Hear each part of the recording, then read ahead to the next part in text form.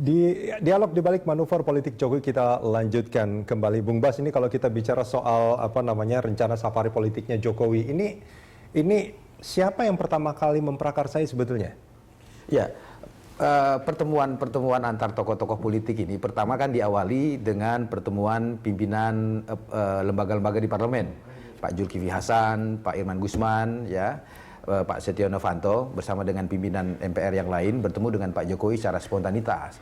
Ternyata pertemuan spontanitas semacam itu disambut baik oleh berbagai kalangan dan oleh karena itu Pak Jokowi kemudian mengambil prakasa-prakasa pertemuan-pertemuan dengan tokoh-tokoh nasional yang diawali dengan pertemuan dengan pimpinan MPR itu ditindaklanjuti dengan menghubungi tokoh-tokoh politik. Ya, saya kira ini inisiatif yang menurut saya patut kita apresiasi dan kita patut bersyukur bahwa setelah pertemuan dengan pimpinan MPR, pertemuan dengan Pak Abu Rizal Bakri, hari ini kita sama-sama mendengar Fadli John membuat pernyataan yang juga menyejukkan karena ada peluang Pak Jokowi untuk bisa bersilaturahmi dengan Pak Prabowo. Saya kira barangkali ini satu rahmat ya bagi bangsa.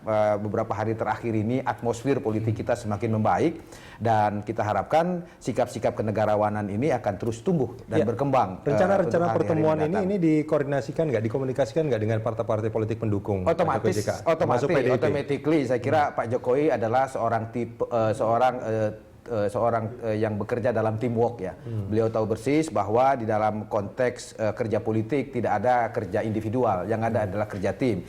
Tetapi sebagai yang saya sebut sebagai panglima tadi, beliau menunjukkan kapasitasnya sebagai seorang presiden yang dapat mengambil inisiatif, mengambil prakarsa-prakarsa sebagai problem solver agar ketegangan-ketegangan dan kebukuan-kebukuan politik yang muncul sebagai akibat proses Pilpres dan pasca Pilpres ini bisa segera dicairkan. Dan saya mendapatkan informasi bahwa upaya silaturahim semacam ini terus dilakukan oleh Pak Jokowi dan saya kira tidak hanya sebatas sampai pada tanggal 20 kelak beliau akan dilantik, tapi pasca itu beliau juga akan terus melakukan silaturahmi politik dengan tokoh-tokoh nasional. Bukannya yang setelah lain. Dilantik harusnya dia sudah lebih banyak bekerja, bukan silaturahmi lagi? Iya, bekerja sebagai presiden, membangun tali silaturahmi, koordinasi dengan sebagai komponen bangsa itu juga tugas presiden loh.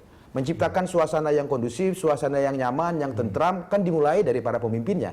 Ketika pemimpin ini saling bersinergi satu sama lain, rakyat di bawah automatically akan mengikut apa yang ditujukan, dicontohkan oleh para pemimpin kita. Nah, pada saat pertemuan dengan Pak Prabowo, apakah ini sudah dikoordinasikan dengan PDIP?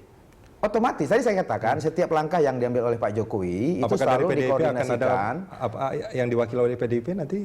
Apakah ada orang yang ikut bareng dengan Pak Jokowi ini kan satu forum yang sifatnya spontanitas. Ya. Kita juga belum mendapat konfirmasi balik ya dari tokoh-tokoh yang akan dikunjungi oleh Pak Jokowi.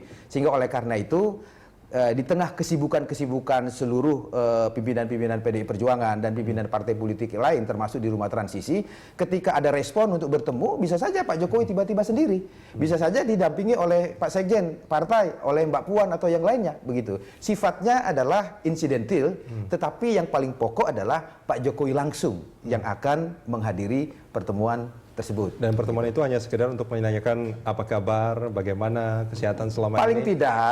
Paling tidak itu adalah langkah ice breaking seperti yang Prof. Ikrar katakan. Bahwa dari komunikasi tersebut, dari pertemuan tersebut ada hal-hal yang dibicarakan dan kemudian hal-hal yang dibicarakan itu makin hari berkembang menjadi satu hal yang positif ya syukur alhamdulillah. Tetapi marilah kita berpikir positif. Apa kira-kira yang mungkin bisa dibahas di sana selain sekedar menanyakan apa kabar? Ya, seperti yang dibicarakan dengan Pak Ical misalnya, mengkonfirmasi keberadaan Partai Golkar yang kadernya menjadi Ketua Dewan Perwakilan Rakyat.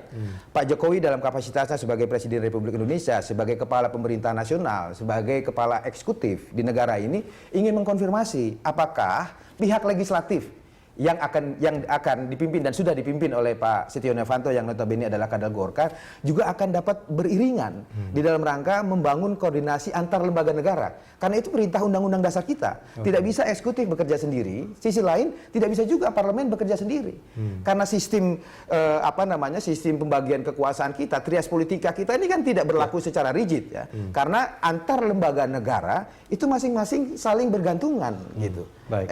Presiden dalam melaksanakan tugasnya bergantung kepada presiden, kepada parlemen, parlemen dalam melaksanakan tugasnya juga harus berkoordinasi dengan pemerintah. Ya, Bang Ikrar, ini menarik sebetulnya. Kalau memang semua pimpinan partai politik dikunjungi, apakah memang sekedar silaturahmi? Mudah-mudahan itu mungkin tujuan awalnya ya, tujuan utamanya. Tapi biasanya kadang-kadang ada tujuan di balik tujuan gitu. Nah, ini gimana Bang Ikrar melihatnya? Yang jelas pertama adalah menyelamatkan situasi tanggal 20 Oktober itu, ya.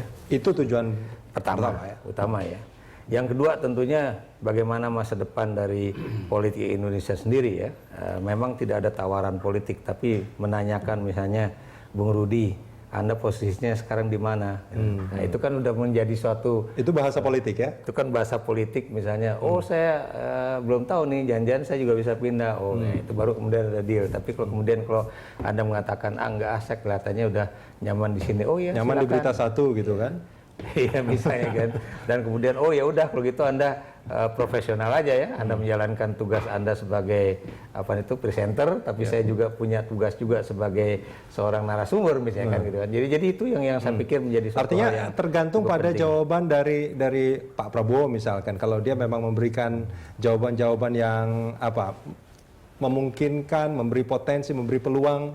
Paling tidak yang kita tunggu dari Pak Prabowo itu adalah satu pernyataan selamat ketika dia menyalami Joko Widodo. Sebab kalau itu terjadi, itu berarti sudah semakin maju, semakin dewasa elit-elit politik kita itu di dalam berdemokrasi. Dan menyegarkan masyarakat ya? Betul, itu satu ya. Yang kedua, kita tentunya jangan bermimpi lah ya bahwa DPR itu akan seperti DPR pada era Orde Baru ya, yang cuma menjadi stempel dari semua kebijakan pemerintah. Kenapa demikian? Kalau itu terjadi, buat saya itu juga tidak positif bagi kemajuan demokrasi dan juga kemajuan bangsa ini. Karena biar bagaimanapun DPR itu memang harus menjalankan fungsi pengawasan paling tidak ya, untuk kemudian lebih supaya kebijakan pemerintah itu lebih berkualitas lah. Baik, kita akan sambungin di segmen berikut nanti Bang Ikrar.